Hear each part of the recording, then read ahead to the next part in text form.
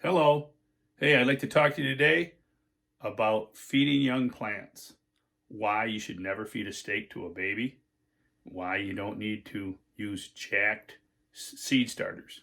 All right? Hey, please join us.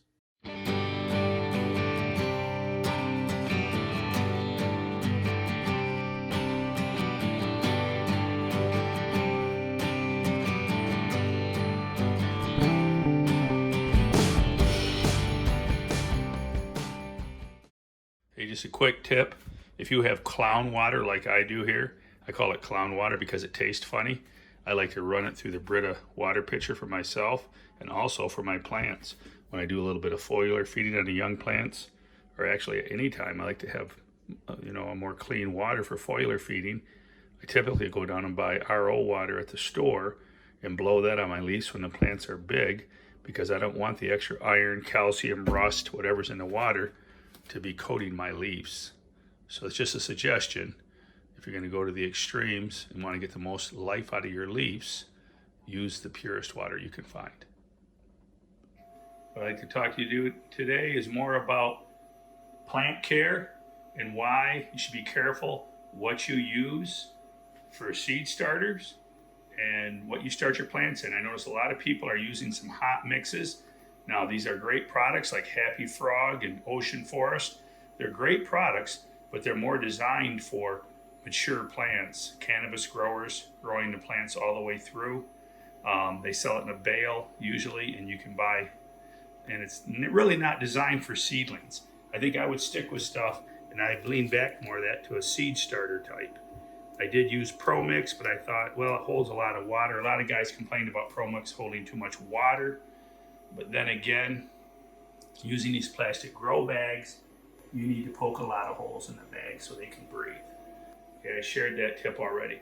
But the reason why these really hot mixes aren't good for seedlings is one of the reasons is that here's your pumpkin plant. Okay, these two cots right here, cotyledons, which I like to call them two hots in a cot, because what they do is they give this first true leaf, they give it two hots in a cot. It's the food. All the food that needs to develop that first true leaf are in these two cotyledons. All right. So there's no need to feed the plant. So it doesn't need to be in a hot soil. And then once that first true leaf gets as big as my hand and bigger, then they'll start to be deleted of their nutrients. And then they can actually, this seed starter, Dairy Dew seed starter, does have nutrients in it that will carry the plant for, at least a week or two, maybe even a little bit longer. So for that purpose, you don't need to be hammering them with fertilizers, because what we want to do as growers is we want to love our plants. I want to come in every day and do something for them. So I'm going to come in today and give them some fertilizers, give them this, give them that. And what happens is you start burning your plants. All right. So, not only do we got to be careful that we don't burn them with the light, which I just raised this light back up. I took my tape measure there, measured down, and I notice what I'm watching is this first true leaf. If that first true leaf starts looking a little bit scorched or a little bit like it's hot, then it's time to raise the light, which I've gradually done. I did notice one thing though. I did notice that this outside plant, it's more on the edge here, is getting a little more leggy. But that's okay. Like tomato plants, the pumpkin plants will root up the stem. They will gain roots. So what I've done is I've taken some azos. I got some azos here, very good product. This is older stuff I've had around for a while, but I'm sure it's still viable. The dates, a lot of time the dates on these packages, all right, doesn't mean that when the date expires that the product is 100% dead. It could still be 50% viable, very much so. So I still use the product. And also I have some mycos. Some mycos, wettable powder, mycorrhiza. So what I've done is I've taken these, I've mixed them in my seed starter. And what I'm going to do here is I'm going to take this, add a little moisture to it, and I'm going to take this and I'm going to take it, that's this tall leggy plant right here. This is a trick for champion growers. You want to get more roots? Well, then go ahead, we'll top this bag off, and we're bringing this mycorrhiza around the base of this plant and also shortening the fact that it's a little bit leggy. We're going to shorten that up and bring that in like that, all right? And then we'll lightly, gently water it. Now we'll get some more roots up the base of that stem. It'll have bigger roots. What forms as a little root now will be a huge root later, all right? And one thing you don't want to do, I don't come in here every day and hammer these with water. I haven't watered these in like 3 days, all right? Because they do hold a lot of moisture. What I do is I come in and I feel it. Is it drying out? We're probably due for a watering probably tomorrow. I like the old stick your finger in the soil without doing any damage. We've got moisture. I don't need to come in. Maybe the best thing you can do some days is don't give your plants any loving, all right? Keep an eye on your light, keep it the right height. And a lot of people ask me, hey, how far should my light be? Well, read the instructions.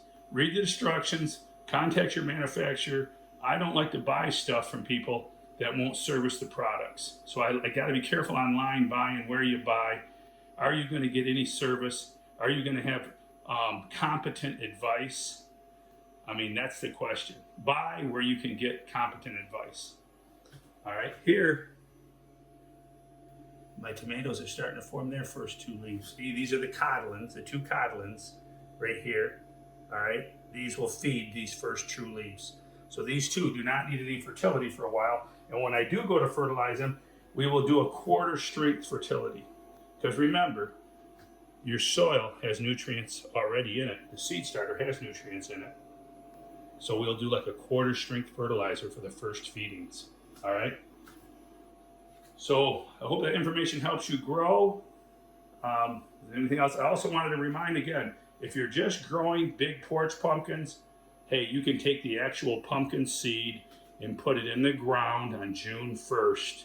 When the soil has warmed up to 65, 70 degrees, stick the seed directly in the soil, keep it watered for a few days, not soaked, just moist. It will grow you a plant. You don't have to go through all this. This is for champion growers that go to this length to get a big orange pumpkin. All right, I'm gonna do the same thing here with my soil, with my tomato, because the tomatoes will grow roots up their stem. And I like a short, stocky plant, being very careful. These are my world record tomatoes, which if we grow the first 10-pound tomato, there's a $10,000 prize offered up by Eddie Z on bigpumpkins.com. Please join us this year in growing. It's exciting. 10K, man, that's a lot of cake. That's a lot of cake. So hey, please join us. If you'd like to stop having stinky growing seasons, then hey, turn on your notifications, subscribe to the channel. We'd love to have you grow with us this summer. Follow the videos. We'll be in Bubba's and E-Rise patch this summer. We'll have the 150 contest. We're gonna have the quest to grow the $10,000 tomato all this summer. So please join us. I'd also like to make a little correction. If you're growing down south, you're gonna wanna put your seeds in the ground like April 1st, May 1st, depending on your climate. Missouri, I mean, you guys get hotter sooner. The June 1st statement I made about sticking the seed in the ground, that was for northern climates. So hey, please join us. Keep it a secret, but go tell a friend. Home and garden tips.